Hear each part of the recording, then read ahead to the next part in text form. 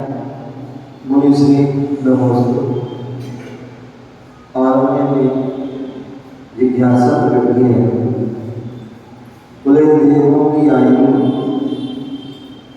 फल से कुछ अधिक होती है या कम होती है। यानी देवों की आयु जो होती है वो पल्ले की नहीं होती। देवों की जो आयु सालों की होती है। क्या होती है? देव और नारकियों की जो आयु होती है वो सालों की होती है। समझे ना? पहले जो स्वर्ग के देव हैं 2 सागर अधिक है, फिर आगे बढ़ते बढ़ते जाती है और सर्वार्थ सिद्धि के जो देव होते हैं उनकी 33 सागर की जो आयु होती है। और यदि देवों में ये उत्कृष्ट आयु है तो जघन्य आयु होती है। जघन्य आयु होती है वो भी कम नहीं होती, वो भी 10,000 वर्ष की होती है। कितनी होती है? 10,000 वर्ष की आयु होती है। ठीक है ना? बाकी जो देवियां होती हैं, देवी उनकी पल्ले में होती है। किसी की 3 पल, किसी की 2.5 पल, किसी की 2 पल, किसी की 1.5 पल, किसी की 1 पल आदि।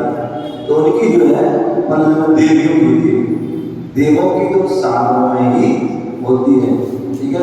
2 साल अधिक 2 साल अधिक ऐसे ही करते करते 33 साल तक जो है होती है। ठीक है ना?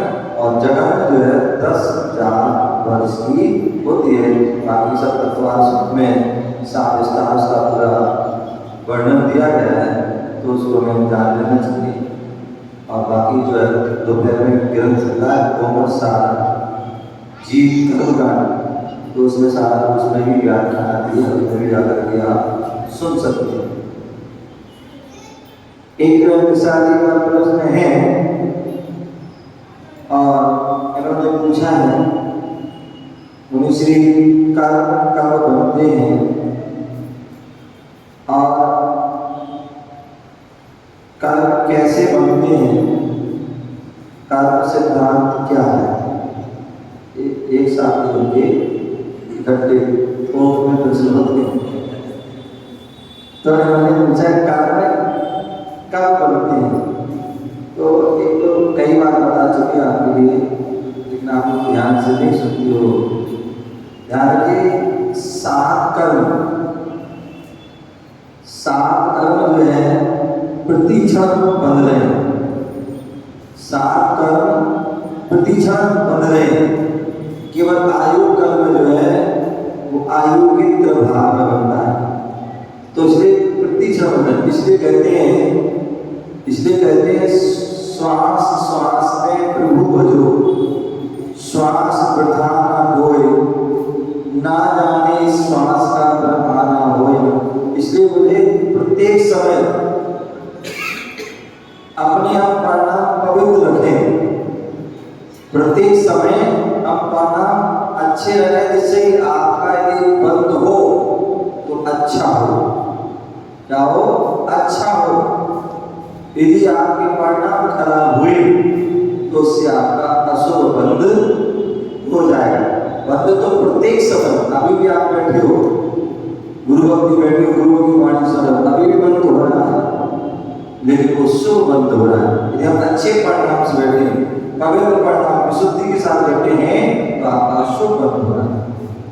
और यदि यहाँ आकर के भी हम बातें करते हैं, दूसरों को डिस्टर्ब करते हैं, किसी से राग द्वेष करते हैं, ईर्ष्या करते हैं, या अन्य कारण में लगता है, तो यहाँ आकर भी हम क्या करते हैं? अशुभ कर्मों का बंद कर देते हैं। तो इसलिए प्रत्येक समय कर्म बन रहे हैं। दूसरी बात है, कर्म कैसे बनते हैं? कैसे बनते हैं? तो जैसे हम कर्म करते हैं वैसे बनते हैं। हमारे जो है, जैसे हमारे परिणाम उत्तम उत्कृष्ट परिणाम होंगे, क्या उत्कृष्ट हमारे परिणाम होंगे, चाहे वो कसाय रूप हो, चाहे वो विशुद्धि रूप, तो वैसे ही आपके जो है कर्म आपके होंगे। यदि आपके जो है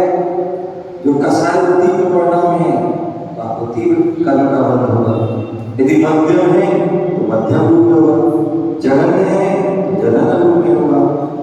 तो जैसे आपके परिणाम होंगे, जैसे आप कर्म करेंगे, वैसे ही वह कर्म का जो है बंद होता है। इस बात का ध्यान रखना। तीसरा, कर्म सिद्धांत क्या है? कर्म सिद्धांत जो होता है कभी बदलता नहीं है, वह शाश्वत रहता है। जैसे मान लीजिए कर्म 8 होते हैं, तो कर्म 8 ही हैं, भूत में भी 8 थे, वर्तमान में भी 8 हैं, भविष्य में भी 8 हैं। वो कभी चेंज होने वाले नहीं, ना 9 होंगे ना 7 होंगे। उन 8 कर्मों की जो 148 प्रकृतियां हैं, वो 148 ही है ना, उसमें ना कम होगी ना बढ़ होगी। वो बात अलग है, कितनी वो है बंद योग है, कितनी अबंध योग है, कितनी बंद विच्छुद्धि होती है, वो अलग है, समझ गए ना। लेकिन जो है जो फिक्स संख्या 3 लोग हैं, तो 3 लोग की वो संख्या फिक्स है। क्या है? 3 से 4 नहीं हो सकते, ना ही 2 से हो सकते, 3 अंतिम है। और जितनी उसकी जो है व्यवस्था है, चाहे वो नरक की 7 नरक आदि है, कितनी उसकी जो है लंबाई चौड़ाई, कितने बिल आदि, जितनी भी चीज वो सब फिक्स है। मतलब की व्यवस्था फिक्स है, अधोलोक की व्यवस्था फिक्स है, उसमें किसी प्रकार का फेरबदल नहीं होता है। यही जो है सिद्धांत, जो हमने कर्म किया है वो कर्म हमें भोगना पड़ेगा। हमने किया है तो हमें ही भोगना पड़ेगा, कोई दूसरा नहीं भोग सकता। तो ये कर्म सिद्धांत है, बड़े कर्म सिद्धांत में इसको समझना चाहिए।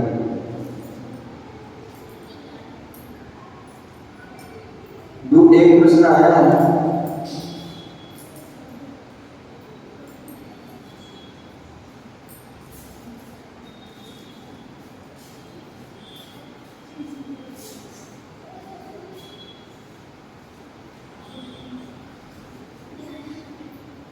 ध्यान रखिए, पहले भी एक तो बताया था, कल्पना जन का प्रश्न है। और प्रश्न क्या है? मुनिश्री, हम प्रयासरत हैं कि जिन्हें भगवान के सामने और गुरुओं के सामने सिर ढक के रखें। क्या हम भगवान के सामने और गुरुओं के सामने सिर ढक के रखें? एक प्रयासरत हैं, लेकिन जब हम घर में स्वाध्याय करते हैं तो शास्त्र जी के सामने सिर नहीं ढक पाते हैं, समझ गए ना। तो क्या यह उचित है अथवा अनुचित है? यानी कि मैंने पहले ही कहा था, देव शास्त्र गुरु हमारे तीनों ही पूजनीय हैं, तीनों ही वंदनीय हैं, ठीक है ना। तो हम ऐसा कार्य करें कि जो देव शास्त्रियों के सामने ही उनका विनय करना है, तीनों की विनय से ही, तीनों पर श्रद्धा से ही हमें सम्यक दर्शन होता है। सुबह भी मंदिर में बताया था, तो इसलिए जो हमें क्या करना है, हमें तीनों की विनय करना है। अब मैंने कई बार बोल रहा हूँ कि हमें प्रयास नहीं पूरा प्रोत्साहन करना चाहिए कि हम जो हमारा सिर ना निकले, और उसके लिए बहुत सारी व्यवस्थाएं होती हैं, चाहती हैं बहुत सारी। या तो अपनी जो है साड़ी आदि अच्छे से लगाए। आपने देखा हो आर्यका माता जी होती है, क्या आर्यका माता जी होती है, ब्रह्मचारी दीदी होती है, उनका हमेशा सिर ढका होता है, ठीक है ना। उसी प्रकार हमारा भी सिर जो है ढका होना चाहिए। अगर आप बाजार में स्कार्फ आते हैं, क्या आते हैं? स्कार्फ आते हैं, आप जो है जैसे आप स्नान आदि करते हैं, उसके बाद हमें क्या करना चाहिए? मंदिर जा रहे हैं, स्कार्फ बांध लीजिए, आप जो है स्कार्फ बांध लीजिए, अथवा जो है स्वाध्याय कर रहे हैं, स्कार्फ बांध लीजिए। तो वो आपका जब तक तुम खोलोगे नहीं तब तक वो खुलने वाला नहीं। अथवा चुनरी आदि भी आती, तो उसको भी अच्छे से उसको लपेट सकते, बांध सकते हैं, तो वो भी खुलने वाला नहीं। तो इसलिए जो है सही तो यही है, उचित तो यही है कि चाहे घर में हो, चाहे हम मंदिर में हो, चाहे धर्मशाला में, चाहे तीर्थ कहीं पर भी जाए, हमारा जो है सिर जो है ढका होना चाहिए। ये हमारे देव शास्त्र की विनय का प्रतीक है।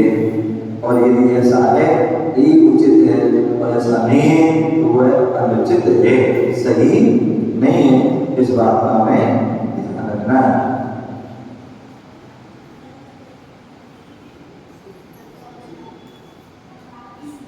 एक प्रश्न किया है, अपना आप ही बताया किसने किया है, किसकी पर्ची है?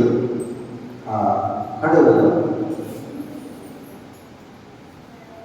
पूछो।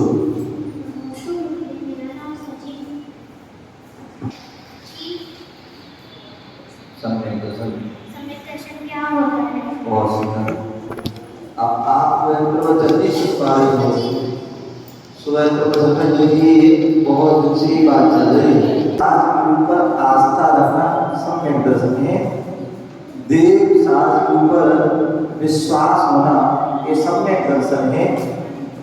देव शास्त्र के ऊपर जो समीची हमारी दृष्टि होना, सच्ची दृष्टि होना, सच्चा श्रद्धा होना, ये सम्यक दर्शन है। और मैंने कहा था जैसे जड़ के बिना पेड़ खड़ा नहीं होता है, जड़ के बिना पेड़ नहीं, तो सम्यक दर्शन जड़ है। धर्म रूपी वृक्ष की, मोक्ष रूपी वृक्ष की जड़ कौन है? सम्यक दर्शन है। जैसे जो है धर्मशाला है, धर्मशाला किस पर टिकी है?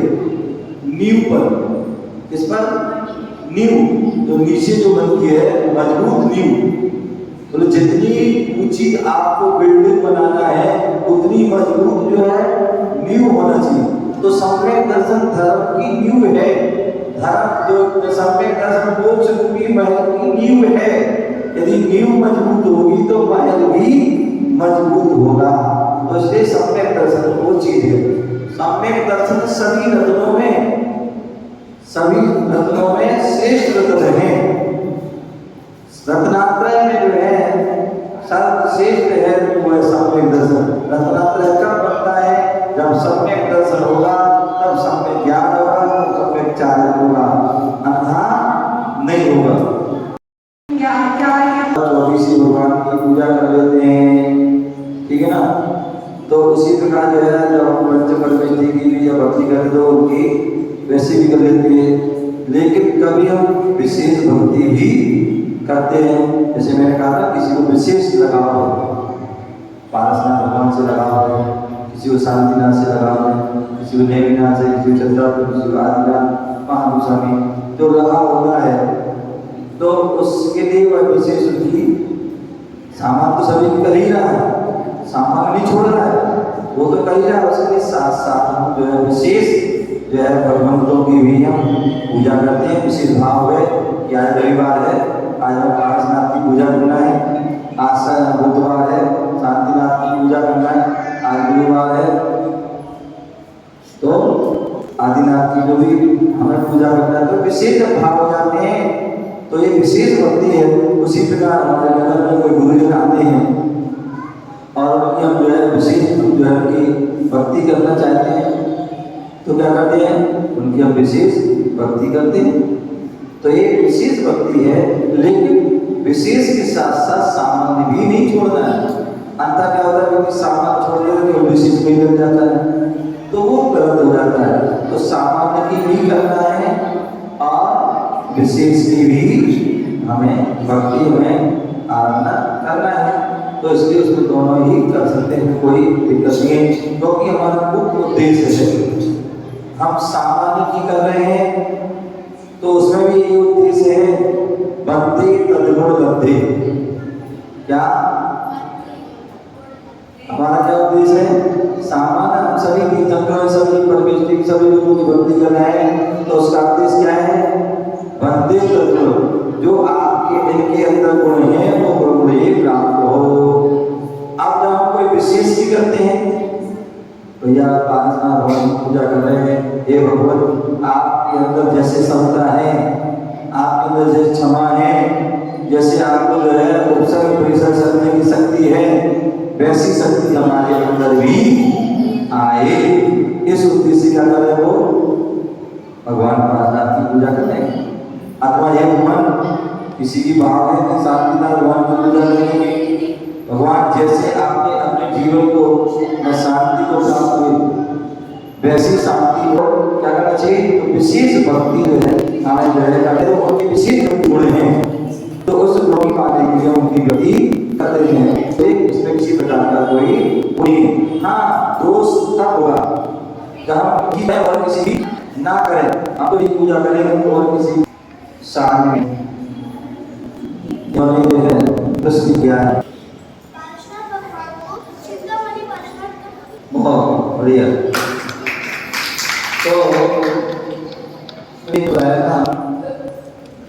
चिंतामणि, आमधेनु, कल्पवृक्ष, पारसमणि आदि ये सब जो है आप चिंतामणि आदिनाथ भी कह सकते हैं, आप चिंतामणि महावीर भी कह सकते हैं, 24 तीर्थंकरों किसी को भी चिंतामणि कह सकते हैं, क्योंकि सभी के अंदर ये शक्ति है।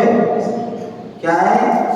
सभी के अंदर ये शक्ति है कि जो सभी तीर्थंकर भगवान तुम्हारी चिंता को दूर कर सकते हैं। समझ ना? सभी जो है भगवान जो तुम चिंतन करोगे वो वस्तु प्रदान कर सकते हैं। ठीक है ना? बस यह है कि किसी व्यक्ति को विशेष रूप से जो है लगाना है, तो इसके रूप में विशेष अथवा कन्या मान लीजिए जैसे हमारी कोई चिंता थी, हम मंदिर में गए पार्श्वनाथ भगवान के और हमारी चिंता दूर हो गई। हमने क्या कहा? हमने जय बोलो चिंतामणि पार्श्वनाथ भगवान की, तो हमारी चिंता दूर हो गई। हमारे ऊपर कोई उपसर्ग था, हमने भगवान पार्श्वनाथ को ध्यान किया। क्या किया? पार्श्वनाथ को ध्यान किया और क्या हो गया? हमारा उपसर्ग जो है तो उपसर्ग निवारण करता हूँ क्या? पार्श्वनाथ भगवान की। तो ऐसे जो है उनके नाम जो है फेमस हो जाते हैं। जैसे किसी को याद उपसर्ग हुआ तो क्या बोलते हैं? उपसर्ग विजेता परम पूज्य आचार्य गुरुदेव विराट महाराज की। समझ ना? तो ऐसे ही जो है भगवान पार्श्वनाथ को भी किसी का परेशान दूर हो गया, चिंतामणि पार्श्वनाथ कर दिया, तो फिर क्या होता है? एक कहा तो फिर वो सभी लोग कहना आरंभ कर देते हैं।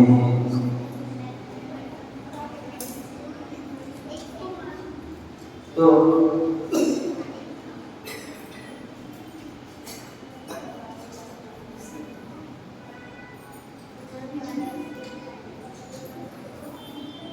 राखी जैन इन्होंने प्रश्न किया है, बहुत सुंदर। ध्यान रखिए, श्रावण के षट कर्तव्यों में तीसरा कर्तव्य है देव पूजा गुरुवास्ती स्वाध्याय। क्या? श्रावण वह स्वाध्याय है और उस स्वाध्याय का क्रम है, और वो क्रम क्या है? प्रथमम कर्णम चरणम द्रव्यम नमः। पहले हमें प्रथमादि योग के ग्रंथ को पढ़ना चाहिए, जिसमें पुराण पुरुषों की जो है कथाएं जीवन चरित्र है, तो ऐसा वो है प्रथमादि योग पढ़ना चाहिए। दूसरा जो है कर्णादि योग में है, जिसमें कर्म सिद्धांत की बात है, उसको पढ़ना चाहिए, और उसको पढ़ करके हम बुरे कर्मों से बच सकते हैं और अच्छे कर्मों को करके हम अपने आप को अच्छा बना सकते हैं। तीसरा है चरणादि योग, जिसमें चरण मीन्स आचरण का वर्णन है। किसका है? आचरण का वर्णन है। मुनियों का आचरण कैसा होना चाहिए, श्रावक का आचरण कैसा होना चाहिए, ये सब जो वर्णन है वो चरणादि योग में है। चौथा है द्रव्यादि योग, और द्रव्यादि योग ग्रंथ में जो शुद्ध द्रव्य आदि तत्वों का पदार्थों का वर्णन है, ऐसा है क्या है? द्रव्य। तो ऐसे चार हैं। अब जो है जब भी हम ग्रंथ को पढ़ते हैं,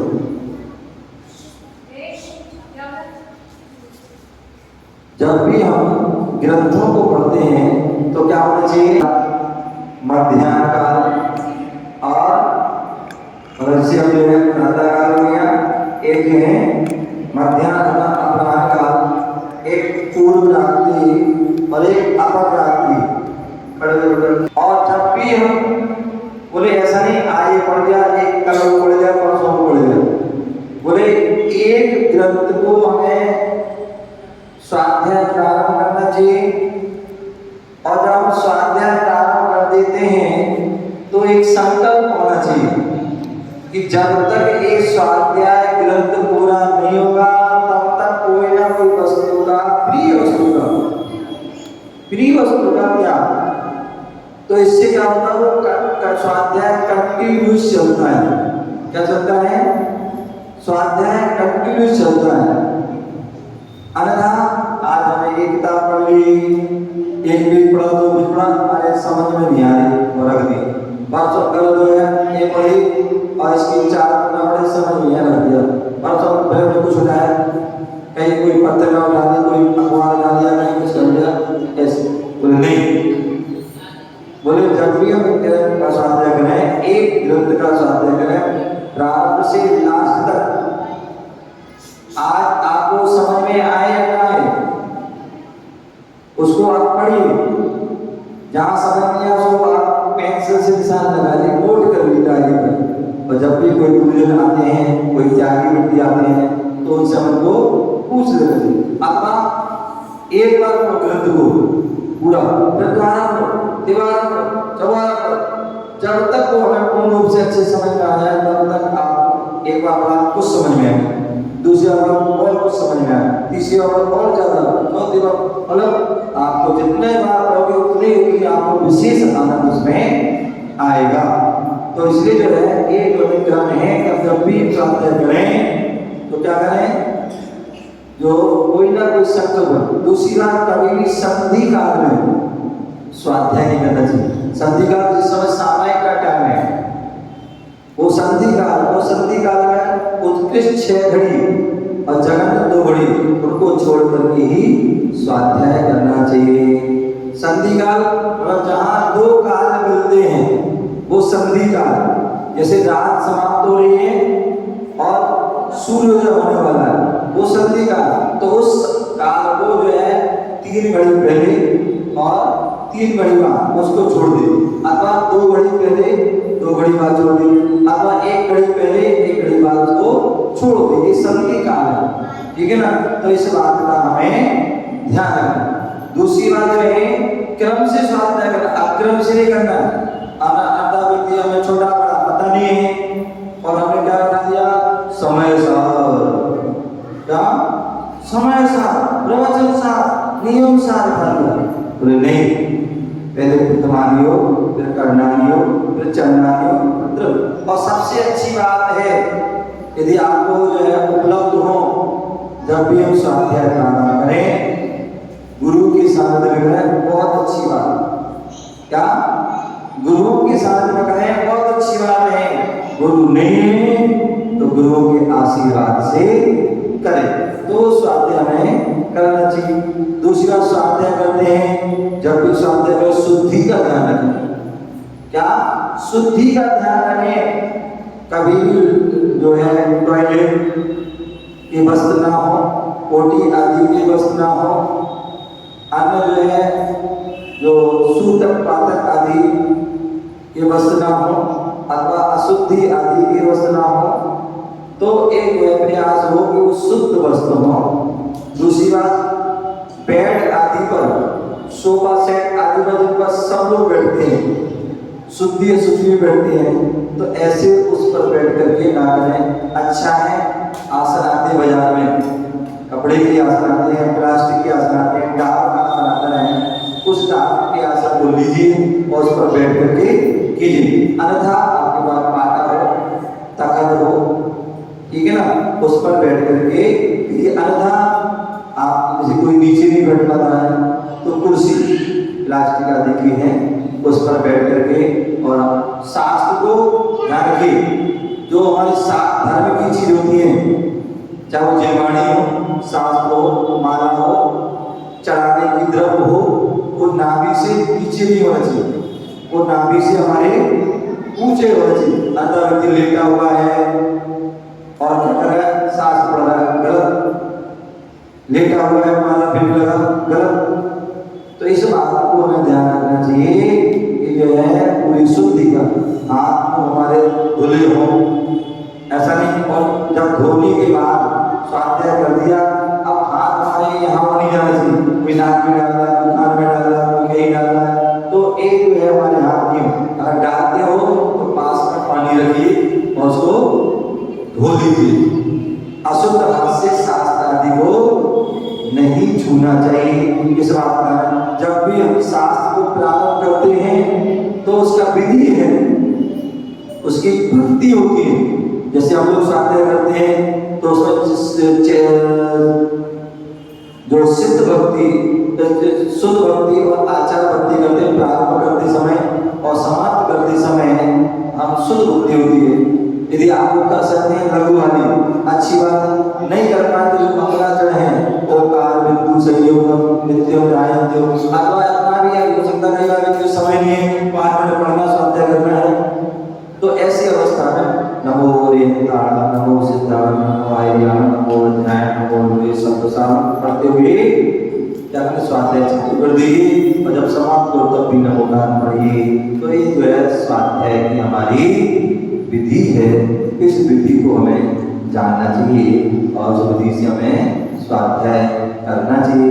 जब भी स्वाध्याय करें आप कॉपी पेन रखें, जो भी अच्छी बात लगती है उसको आप अपने नोट कर लीजिए, किस पेज में, किस ग्रंथ में, किन आचार्य ने क्या बात कही है। तो हमारे बहुत ज्ञानी और हमारा आगे पाठ पीछे सब पाठ हो जाता है। तो इसलिए ध्यान रखिए, कितनी भी आपकी बुद्धि अच्छी क्यों नहीं, लेकिन फिर भी मुख्य बातें हमें लिख लेना चाहिए। अन्यथा कोई आपसे पूछेगा भाई स्वाध्याय करते हो, क्या करते हैं, कौन सा करते हो, बोले नहीं सारा कर रहे हैं, बोले क्या पढ़ा आपने, बोले नहीं पता है, किसने लिखा है ये भी नहीं पता, किससे पूछा है कौन सा स्वाध्याय करा, बोले स्वाध्याय कर दो है, कौन से कर दिया, बोले ये पता नहीं। तो ध्यान रखिए आपका वो स्वाध्याय जो है केवल खाना पूर्ति कर दो, तो इसलिए याद रखना चाहिए और बार बार उसकी क्या करना चाहिए, इसको हमें क्या उसको चिंतन करना चाहिए, मनन करना चाहिए, तभी वह वास्तविक स्वाध्याय होगा और इस माध्यम से बहुत सारी बातों को याद रख पाएंगे। अन्यथा हम भूल, यहाँ स्वाध्याय खत्म होगा वहाँ भूल जाएंगे, तो इतना हमारा चाहे उत्तम बुद्धि नहीं है। इस बात पर ध्यान रखें। आपका समय हो गया, जो है फिर बैठेंगे और चर्चा करेंगे। एक जो है प्रश्न बहुत सारा है, लगभग 4